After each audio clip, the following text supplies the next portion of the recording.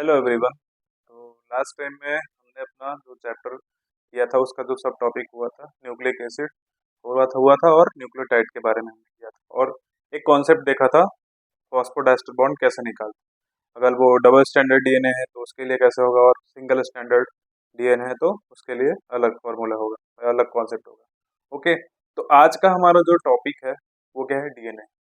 तो डीएनए क्या है, उसकी डिस्कवरी कैसे होती है तो पहले हम देख चुके हैं। उसकी डिस्कवरी फ्रेडरिक मिशर साहब ने की। तो अभी जो हमने पढ़ना है वो डीएनए के बारे में पढ़ना है। तो बिना किसी देरी के अपनी डीएनए की कहानी को शुरू करते हैं। डीएनए डीएनए का मतलब क्या होता है? डीऑक्सीराइबो न्यूक्लिक एसिड, एक तरह का एक तरीके का क्या है, न्यूक्लिक एसिड। न्यूक्लिक एसिड तो है, ये भी आपको समझ में आता है। तो इसको हम पढ़ते क्यों हैं? इसमें हमें खास बात क्या जाननी है? क्योंकि हमारा जो जेनेटिक मटेरियल है वो डीएनए डीएनए ही है जो एक जनरेशन से दूसरे जनरेशन में क्या कैरेक्टर को ट्रांसफर कर रहा है, दैट इज डीएनए। तो डीएनए क्या है? Genetic material, deoxyribo nucleic acid. कुछ बातें हैं इसमें जो आपको पहले पता होंगी, जो हमारी जो पहले क्लासेस हुई है, और नहीं पता है तो वो हम आपको बताएंगे। डीएनए क्या है? एक एसिडिक सब्सटेंस है। एसिडिक सब्सटेंस कहाँ पे होता है? ये न्यूक्लियस में मिलता है। और इसको सबसे पहले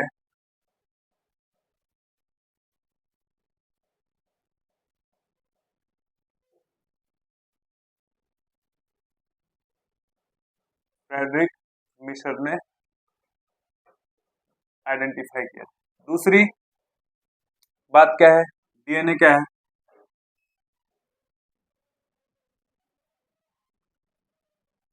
मैं लिख देता हूँ फिर समझाता हूँ।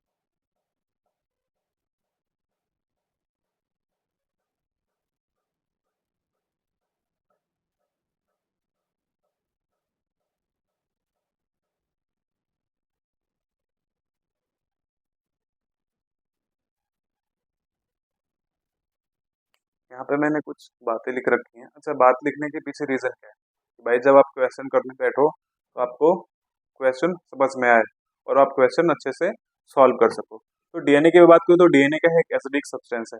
कहाँ पे मिलता है? न्यूक्लियस में मिलता है। ये बात सबसे पहले बताई किसने? फ्रेडरिक मिशर ने। दूसरी बात, डीएनए को डीऑक्सी न्यूक्लियोटाइड की पॉलीमर बोलते हैं। पॉलीमर बोलते हैं। पॉलीमर क्या है? पॉलीमर मतलब चैन होती है, चैन। जैसे ये क्या है, बहुत सारे ऐसे मिल गए, ठीक है, अलग अलग, तो इसीलिए इसको बोलते हैं पॉलीमर।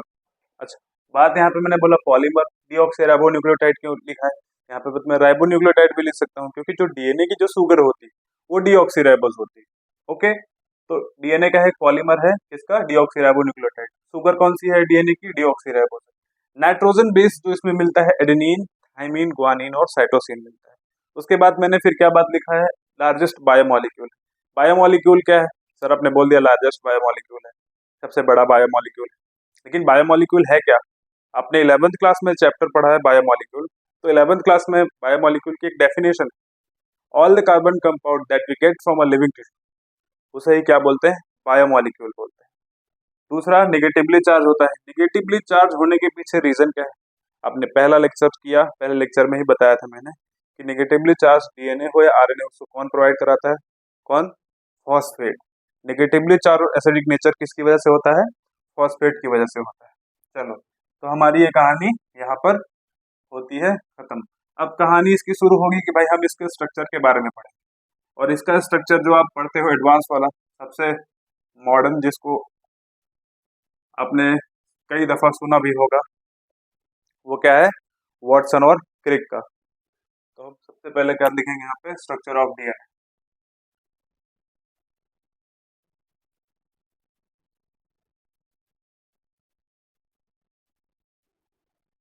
स्ट्रक्चर ऑफ डीएनए को बताने से पहले मैं एक बात बताना चाहूंगा आपको। एनसीईआरटी जो है वो ये लिखती है, बताती है कि the elucidation of structure of DNA is remain elusive for a long period of time। जो डीएनए का स्ट्रक्चर था वो लंबे समय तक हिडन था, इल्यूसिव था। क्यों इल्यूसिव था, उसके पीछे कहानी ये थी कि हमारे पास टेक्नोलॉजी नहीं थी कि जिससे हम उसको देख सके। किसको, डीएनए को। अब देखते किससे हैं, इलेक्ट्रॉन माइक्रोस्कोप चाहिए उसके लिए, और इलेक्ट्रॉन माइक्रोस्कोप हमारे पास नहीं था। ठीक है, तो इसीलिए इल्यूसिव था, मतलब हिडन था structure of DNA.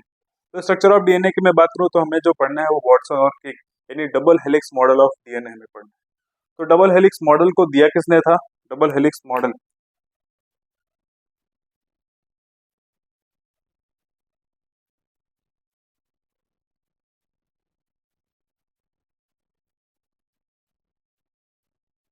Double helix model of DNA दिया था किसने, वाटसन और क्रिक ने, James Watson and Francis Crick ने, किस ईयर में, 1953।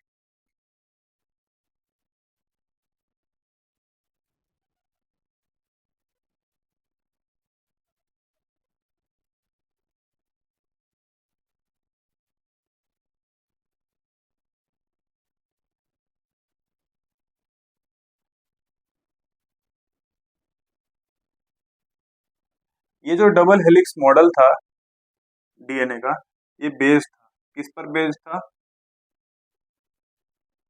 इस पे जो है सवाल आता है, क्वेश्चन आता है नीट में कि भाई double helix model of DNA was based on, सबसे पहले किस पे, एक्सरे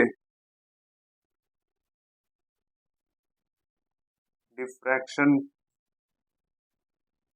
डेटा या फिर क्रिस्टलोग्राफी।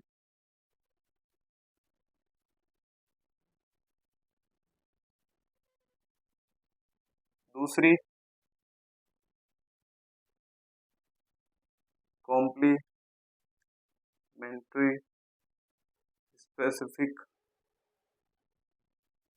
Base pairing. तीसरा चारगाफ रूल।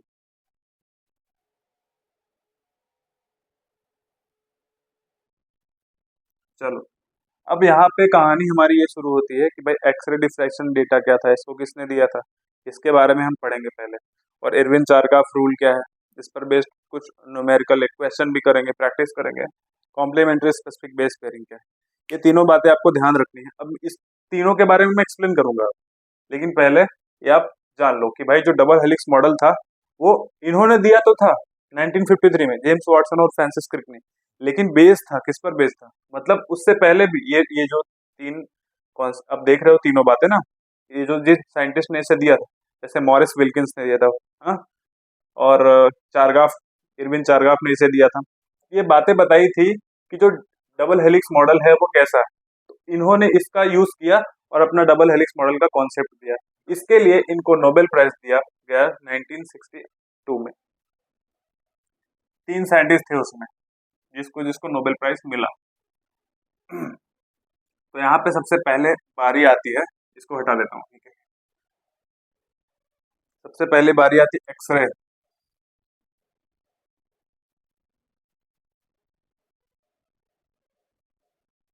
Diffraction data.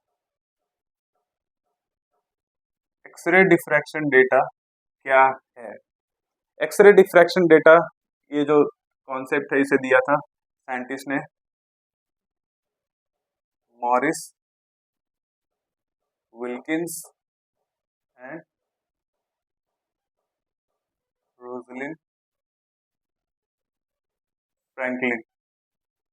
ये साइंटिस्ट थे जिन्होंने एक्सरे डिफ्रैक्शन का कॉन्सेप्ट दिया। बात क्या बताई थी इन्होंने, कि बोला कि जो डीएनए डीएनए है, DNA is in form of helix के फॉर्म में, हेलिक्स के फॉर्म में है, ऐसा है हेलिक्स के फॉर्म में। ठीक है, ये पहले ही इन्होंने बता दिया था। दूसरी बात इन्होंने बताई, एवरी 3.4 एंगस्ट्रॉम, हर 3.4 एंगस्ट्रॉम पर इट शो पीरियोडिसिटी।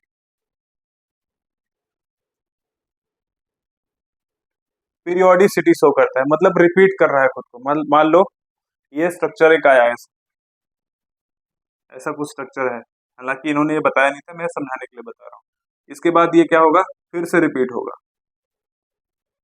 फिर से इतना रिपीट हुआ। तो ये क्या करता था, हर 3.4 एंगस्ट्रॉम के बाद ये खुद को रिपीट करता था। तो ये दो बातें कितने एक्सरे डिफ्रैक्शन डेटा से हमें इनको पता चली थी। किसको पता चली थी, वाटसन और क्रिक को पता चली थी। दूसरी बात, कॉम्प्लीमेंट्री स्पेसिफिक बेस पेयरिंग क्या होती है।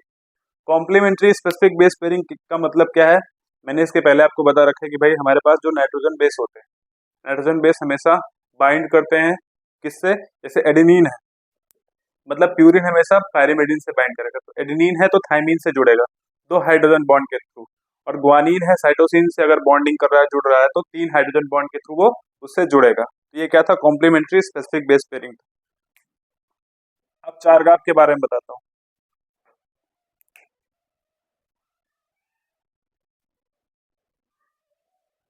चारगाफ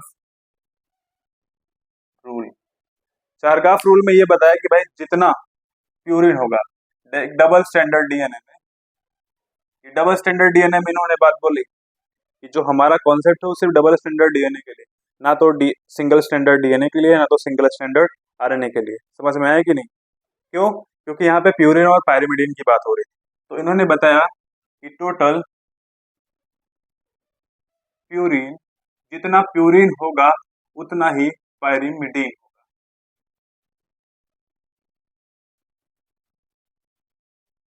तो प्यूरिन प्यूरिन हमारे पास क्या कौन कौन से होते हैं, एडेनिन होते हैं और ग्वानिन होते हैं, और पायरिमिडीन में क्या है हमारे पास,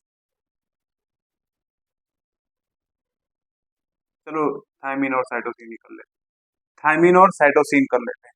मैं इसको यहाँ पर लिख सकता हूँ, adenine guanine upon thymine plus cytosine equal to 1। तो उन्होंने बोला क्या है, ये constant equal to 1, equal to 1। ठीक है, ये क्या था, चारगाफ का रूल था। चलो, अब ये चारगाफ ने तो बोल दिया ये, इसके बाद भी इन्होंने कुछ और बातें बताई, जैसे अब इसको मैं थोड़ा सा क्या करता हूँ, सिंप्लीफाई कर देता हूँ ताकि आपको समझ में आए। कैसे, इन्होंने बताया था कि प्यूरिन, जितना प्यूरिन होगा उतना पायरिमिडीन होगा, तो प्यूरिन मतलब एडेनिन, पायरिमिडीन। अब इसको मैं A/T इक्वल टू 1 कर सकता हूँ, बिल्कुल कर सकता हूँ। जितना प्यूरिन, जितना प्यूरिन उतना पायरिमिडीन, जितना प्यूरिन उतना पायरिमिडीन, तो ग्वानिन और साइटोसिन इक्वल टू 1। आप एक काम भी कर सकते हो, इसको इधर कर सकते हो, इसको उधर कर सकते हो, मतलब T/A या थायमिन बाई। ठीक है, एक नोट लिखता हूँ इसमें मैं कि मैंने यहाँ पे लिख रखा है पहले से ये डबल स्टैंडर्ड डीएनए के लिए। तो नोट ये है, apply only for double standard DNA and double standard RNA, not for ssRNA, single standard RNA and single standard DNA। चलो, अब यहाँ पे एक छोटी सी बात और है, अगर अगर क्वेश्चन में दिया हुआ है सिर्फ और सिर्फ डीएनए, अगर सिर्फ डीएनए लिखा हुआ है, सिर्फ डीएनए, सिर्फ डीएनए है,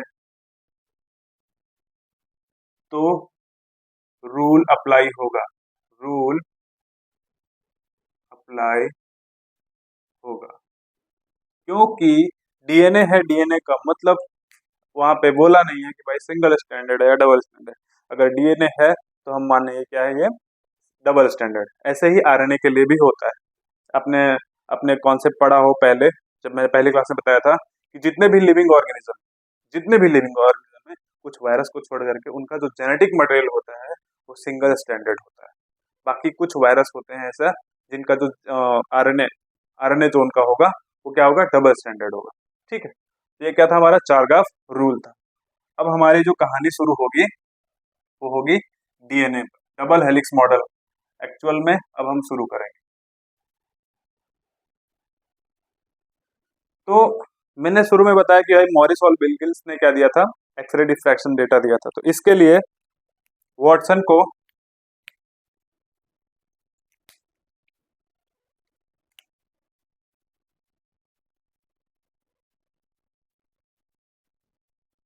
क्रिक and Wilkins was awarded with Nobel Prize in 1962. 1962 after 9 year, 9 साल बाद इनको मिला। तो आपके मन में फिर से सवाल उठा, सर यहाँ पे 3 साइंटिस्ट का नाम आपने दिया, और एक साइंटिस्ट थे उनका उनका क्यों जिक्र नहीं किया आपने? मॉरिस विल्किंस के साथ साथ रोजलिन फ्रैंकलिन भी थे। तो फ्रैंकलिन का नाम इसलिए नहीं इसमें मेंशन कर रहा हूं मैं क्योंकि उनकी डेथ हो चुकी थी। अच्छा, चारगाफ का रूल इन्होंने यूज किया था, चारगाफ जो भी बेस था, लेकिन ज्यादा जो यूज किया था वो किस पर था? मेन इनका बेसिस था एक्सरे डिफ्रैक्शन डेटा। ठीक है, तो हमारा अब क्या है, डबल हेलिक्स मॉडल।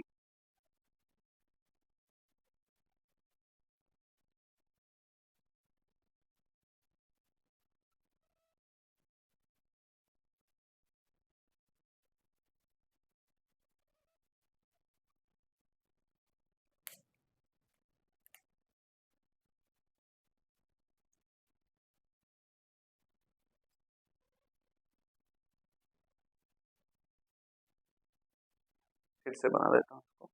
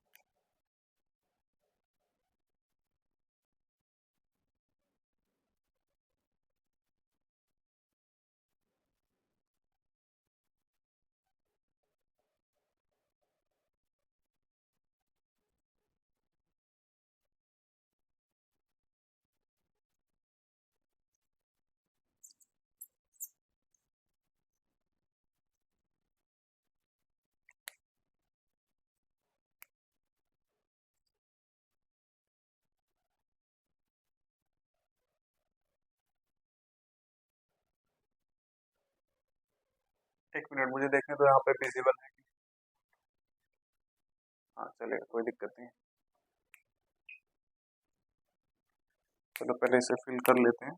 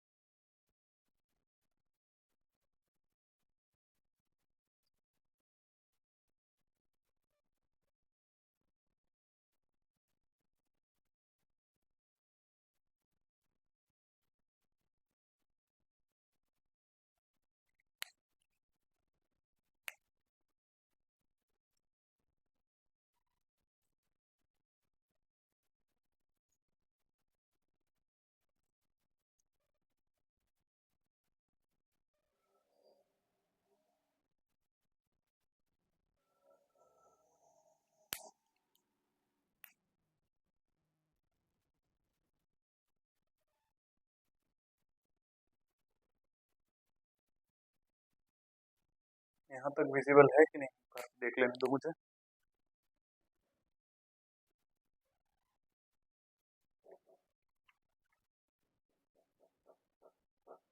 विजिबल,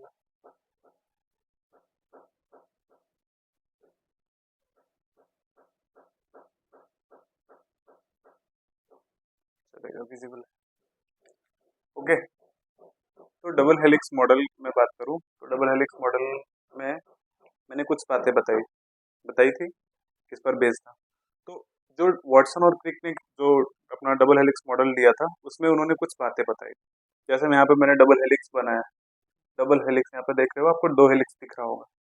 तो दो हेलिक्स में सबसे पहले अगर मैं बात करूँ, सबसे पहले आपको क्या दिख रहा है? DNA is made up of two polynucleotide chain. शुरू में मैंने आपको बताया था, पॉलीन्यूक्लियोटाइड चेन का स्ट्रक्चर बताया था। एक ऐसा था, एक जस्ट उसके अपोजिट था। एक 5 प्राइम टू 3 प्राइम था। एक 5 फिफ्थ प्राइम पर क्या फ्री था? फॉस्फेट फ्री था। और नीचे वाले पे क्या फ्री था? ओएच फ्री था। ठीक है, यहाँ पे नहीं दिखेगा इसीलिए मैंने इसको यहाँ पे थोड़ा सा बड़ा करके बनाया। अब इस स्ट्रक्चर को भी कंप्लीट करना पड़ेगा। देखो यहाँ पर अगर आप एक बात देखो तो यहाँ पे फ्री क्या है? यहाँ पे आप यहाँ पे क्या है? फॉस्फेट फ्री है फिफ्थ प्राइम पर। और नीचे यहाँ पे थर्ड, इसका जो सुगर है पेंटोस सुगर, इसके थर्ड कार्बन पर हाइड्रोक्सिल फ्री। और यहाँ पर फिर से OH फ्री हो जाएगा। चलो, मैंने बोला पहली बात कि डबल स्टैंडर्ड डीएनए में, तो DNA is made up of two polynucleotide chain. इसमें से शुगर और फॉस्फेट क्या क्या है? इसमें से शुगर और फॉस्फेट इसकी बैकबोन बनाएंगे। इसकी इसकी बैकबोन बनाएंगे डीएनए। अब देखो, शुगर फॉस्फेट बैकबोन बना रहे हैं और बीच बीच में क्या है? Nitrogen bases. Nitrogen bases adenine thymine से बॉन्ड बॉन्ड करेगा। गुआनिन साइटोसिन से 3 हाइड्रोजन बॉन्ड के थ्रू ज्वाइंट होगा। और साइटोसिन या गुआनिन साइटोसिन थाइमिन एडेनिन। ठीक है, तो ये क्या है? स्पेसिफिक बेस पेयरिंग है। थाइमिन अगर एडेनिन से जुड़ेगा तो 2 हाइड्रोजन बॉन्ड, एडेनिन थाइमिन से जुड़ेगा तो 2 हाइड्रोजन बॉन्ड, गुआनिन साइटोसिन से जुड़ेगा तो 3 हाइड्रोजन बॉन्ड लगेंगे। ठीक है, चलो, पॉलीन्यूक्लियोटाइड चेन से बना है। दूसरी बात, इन दोनों न्यूक्लियोटाइड की चेन में क्या होती है? एंटी पैरेलल पोलैरिटी होती है। एंटी पैरेलल की जैसे अब यहाँ पे 5 प्राइम टू 3 प्राइम है। अब दूसरा देखो 3 टू 5 प्राइम है। चलो, दूसरी बात। तीसरी बात, इसमें जो भी है दोनों स्ट्रैंड में जो नाइट्रोजन बेसेस जुड़े हुए हैं, ये नाइट्रोजन बेसेस जुड़े हुए हैं, जोड़ करके बेस पेयर बना रहे हैं। तो जुड़े किससे? हाइड्रोजन बॉन्ड से जुड़े हुए हैं। ठीक है, तीसरी बात। चौथी बात यह है कि जो डीएनए है, ये जो डीएनए है, ये जो कॉइल कर रहा है, ये कैसे कॉइल करेगा, राइट हैंडेड कॉइल करेगा, राइट हैंडेड कॉइल करेगा। राइट हैंडेड कॉइल का मतलब कि ऐसे कॉइल करेगा, ऐसे कॉइल करने का मतलब कि क्लॉकवाइज। ठीक है, तो क्या कर रहा है, राइट हैंडेड कॉइल कर रहा है,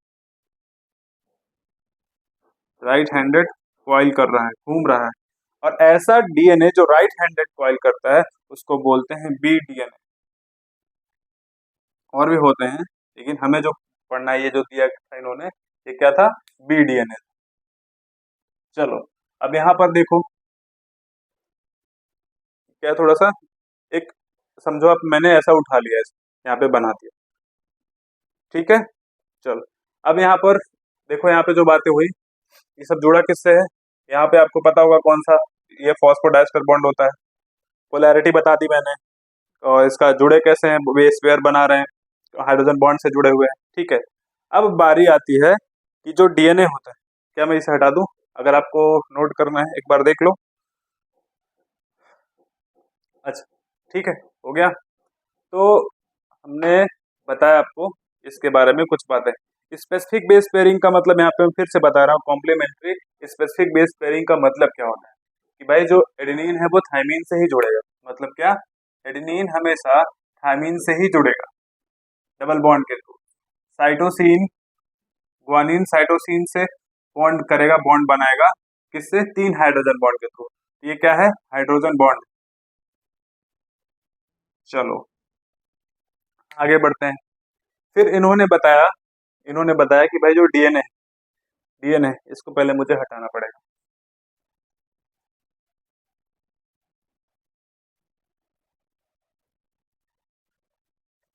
अब मैं एक एक काम करता हूँ, एक एक बातें मैं लिखता हूँ।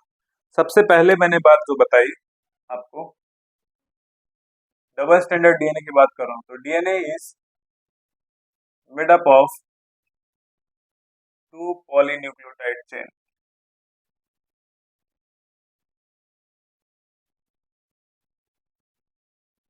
इसमें से शुगर फॉस्फेट क्या है, ये बैकबोन बना डीएनए की। दूसरी, नाइट्रोजन बेस प्रोजेक्टेड इनवर्टली। दूसरी बात फिर मैंने क्या बताया आपको, दूसरी बात बताया कि इन टू चैन, टू चैन है, क्या है, एंटी पैरेलल पोलैरिटी। आप देखो तो सही, पैरेलल पोलैरिटी। कैसे भाई पोलैरिटी, आप पूछोगे कैसे। अब देखो यहाँ से 5 to 3 है और 3 to 5 है, तो एक स्ट्रैंड जो है, एक स्ट्रैंड कैसा है, उसकी डायरेक्शन कैसे है, 5 प्राइम टू 3 प्राइम, और दूसरे की कैसी है, 3 प्राइम टू 5 प्राइम। तीसरी बात, तीसरी बात मैंने आपको बताई कि तीसरी बात क्या है, तीसरी बात ये है इसमें कि भाई जो जुड़े हुए हैं nitrogen bases in strand of DNA,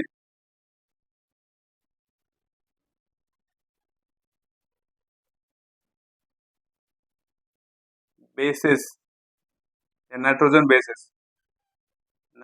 basis are joint by, joint through hydrogen bond, form क्या बना रहे हैं, बेस पेयर बना रहे हैं। ठीक है, कहानी।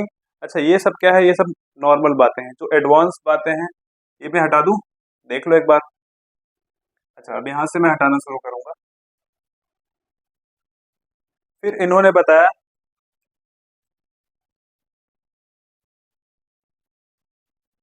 DNA coil right hand direction, मतलब कैसा डीएनए होगा, बी डीएनए। ऐसा डीएनए जो बी, ये मैंने पहले ही बता दिया है, जो राइट हैंडेड कॉइल करेगा, राइट हैंडेड रोटेट करेगा, उसको बोलेंगे बी डीएनए। अब यहाँ पे कहानी शुरू होगी थोड़ी सी। यहाँ पे ऐसा बोला कि भाई जो डीएनए है जब एक बार घूमता है, एक बार ऐसे घूम गया, एक बार घूम गया ऐसे, तो उसका जो रोटेशन होगा पूरा, वो कितना होगा, 360 का होगा। तो 1 टर्न कितना होता है, 360 डिग्री का होगा। ठीक है। और जो 1 टर्न हो रहा है, जैसे मैं यहाँ से अगर यहाँ की मैं बात करूँ, यहाँ से मैं यहाँ की बात करूँ, तो 1 टर्न में कितना, इसको बोलते हैं पिच, जितना हुआ 360, इसको बोलते हैं, यहाँ पे लिख सकते हो, पिच भी बोल सकते हो आप, या इसको आप हेलिक्स बोल दो। हेलिक्स का 1 टर्न कितना होता है, 360 का। तो अब मुझे इसकी लेंथ निकालनी है, पिच की, पिच ऑफ हेलिक्स, आप बोल सकते हो लेंथ। तो पिच ऑफ हेलिक्स कितनी होगी, 34 एंगस्ट्रॉम। ये कितनी है, ये क्या है, हेलिक्स, पिच है इसको बोलते हैं। ठीक है, पिच 34 एंगस्ट्रॉम। अब इसको हम क्या करेंगे, नैनोमीटर में चेंज कर देंगे, तो 3.4 नैनोमीटर। और इस पूरे हेलिक्स में, इतने हेलिक्स में कितने होते हैं, 10 बेस पेयर होते हैं, contain 10 base pair. Base pair की मैं बात करूं, तो अब कुछ भी लेने जाते हो, मान लो आप गए मार्केट, अपने अपने लिए जूते लिए, तो आप क्या बोलते हो, एक जूते दे दो, नहीं, आप बोलते हो एक जोड़ी लेना। एक जोड़ी का मतलब कितने होते हैं, तो वैसे एक बेस पेयर का मतलब कितने उसमें बेस होंगे, 2 बेस होंगे। तो हमें कहानी में यही समझना है कि इसमें होते हैं 10 बेस पेयर, तो बेस कितने होंगे, 20 बेस होंगे। अब 20 में क्या, एक प्यूरिन होगा 10, पायरिमिडिन कितना होगा, 10। ये थोड़ा सा कहानी आपको दिमाग में बिठा के रखनी है। फिर उसके बाद अब बारी आती है कि भाई डिस्टेंस बताओ, मार्कर चेंज करना पड़ेगा, distance between 2 base pair, 2 base pair की फिर दूरी क्या होगी, तो 2 बेस पेयर की दूरी, अरे यहाँ से इसकी इसकी दूरी कितनी होगी, ये हमें बताना है। तो आपके पास कितनी कितनी थी, पूरी की कितनी थी, कितनी थी, 34 एंगस्ट्रॉम। ठीक है, 34 एंगस्ट्रॉम, इसमें कितने बेस थे, 10। तो हमें क्या मिल जाएगा, 3.4 एंगस्ट्रॉम, 3.34, 0.34 नैनोमीटर। ये क्या है, 2 बेस पेयर की बीच की दूरी। अब दोनों स्ट्रैंड के बीच की जो दूरी होती है, इसको बोलते हैं डायामीटर, डायामीटर। और ये हमेशा यूनिफॉर्म रहता है। डायामीटर कैसा होता है, यूनिफॉर्म रहता है। तो यहाँ पे मैं लिखूं, डायामीटर क्या होगा इसका, 20 एंगस्ट्रॉम। ये आपको ध्यान में रखना है, डायमीटर कितना हो गया, 20 एंगस्ट्रॉम। तो ये क्या कहानी क्या थी इसकी। दूसरी, अब इसके बाद कितनी बातें हो गई, 5 बातें हो गई, 5 बातें हो गई। अब छठी बात क्या है, सिक्स, छठी बात ये है इसकी कि जो डायामीटर होता है डीएनए का ना,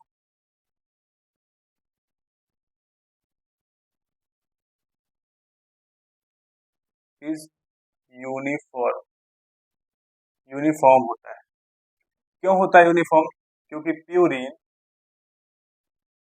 always join with pyrimidine, and pyrimidine always joined with purine. ये इसकी कहानी है। कैसे, आप बोलोगे सर एक्सप्लेन करो, कैसे मान लूं मैं, कैसे मान लूं, अरे भाई कैसे मान लोगे, बताऊंगा तब मानोगे। क्यों, आपके पास नाइट्रोजन बेस था एक, ये मैंने एक बना दिया, ठीक है, ये क्या है, एडेनिन है, मतलब प्यूरिन हमेशा पायरिमिडीन से बाइंड करेगा, लेकिन यहाँ पे मैंने इसको अलग बना दिया।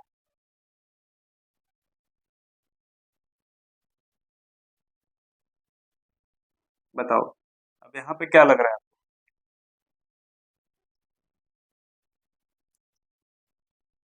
कि सिमेट्री कैसे हो गई, गड़बड़ हो गई ना।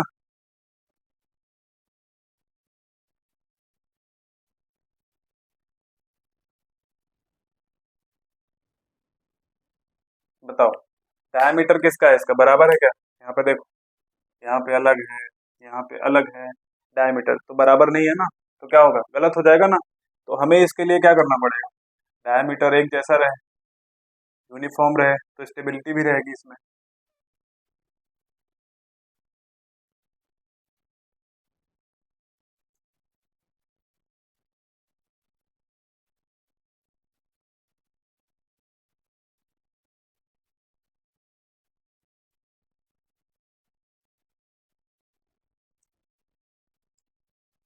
मतलब इसका कहने का ये मतलब है कि डायमीटर जो है डीएनए का यूनिफॉर्म रहता है। यूनिफॉर्म होने के पीछे रीजन क्या है कि भाई प्यूरिन हमेशा पायरिमिडीन से जुड़ेगा। अगर मैं इसको ऐसे जोड़ूं, मान लो ये क्या है, ये प्यूरिन है, ये क्या है, पायरिमिडीन।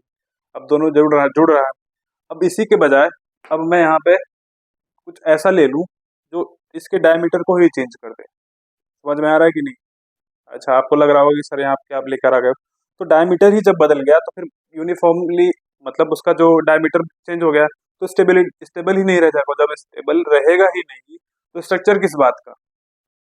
ओके। तो एक बात और एनसीईआरटी बोलती है कि भाई जो हेलिकल स्ट्रक्चर ऑफ डीएनए, जो हेलिकल स्ट्रक्चर है डीएनए का, वो स्टेबल क्यों है। और पूछा गया है सवाल कई दफा, इससे इस पर बेस्ड बहुत सारे क्वेश्चन आते हैं नीट में। तो ये पूछा कि भाई स्टेबिलिटी ऑफ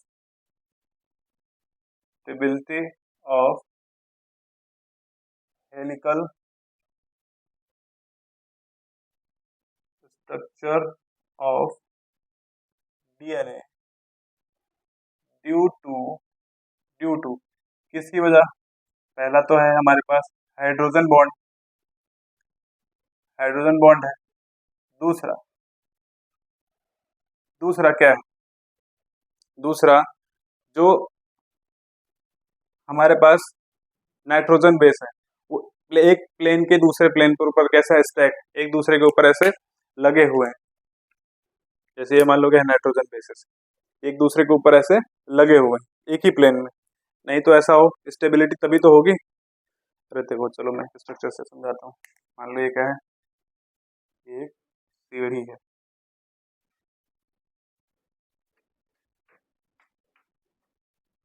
अब इनमें से कौन सी ज्यादा सही है, क्या ये वाली सही है या ये वाली सही, स्टेबल कौन सी है, स्टेबल कौन सी है, ये स्टेबल है या ये स्टेबल है। सीधी सी बात है, आप यहाँ पे पैर रखोगे यहाँ पर, लेकिन आप चढ़ ही नहीं पाओगे क्योंकि बीच में तो कुछ है ही नहीं। और इसके कारण ये पूरा हिले डुलेगा, मतलब कि ये स्टेबल नहीं है और ये स्टेबल है। क्यों? क्योंकि यहाँ पर एक बेस पेयर दूसरे बेस पेयर के ऊपर क्या है, स्टैक, एक ही प्लेन पर देखो, एक बेस पेयर, दो बेस पेयर, ऐसे ऐसे लैडर जैसा ना। ठीक है, तो यहाँ पे हम लिखेंगे इन डीएनए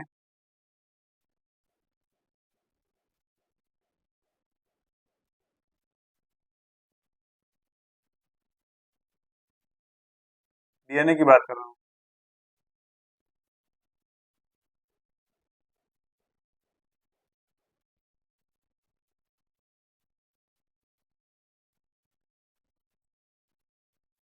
एक डीएनए में क्या है, हेलिकल स्ट्रक्चर को क्या कर रहे हैं, स्टेबल बना रहे हैं।